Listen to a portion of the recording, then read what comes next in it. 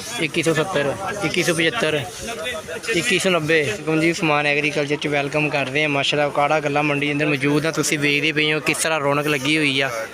बाकी काड़ा गल्ला मंडी की लाइव बोली शुरू हो चुकी है, देखते हैं जी की सूरत हाल है। लाइव बोली शुरू हो चुकी है माशाल्लाह। देखो भाई कोई 1700 वाला चल अली जी 1600 रुपया यार पक्का वा 1600 रुपया जी। देखो जी 1600 रुपया 50 रुपये जी 50 50 1 2 हाँ जी उधर हम 55 के गन्ने पाऊँ 55 1 2 1655 रुपये जाना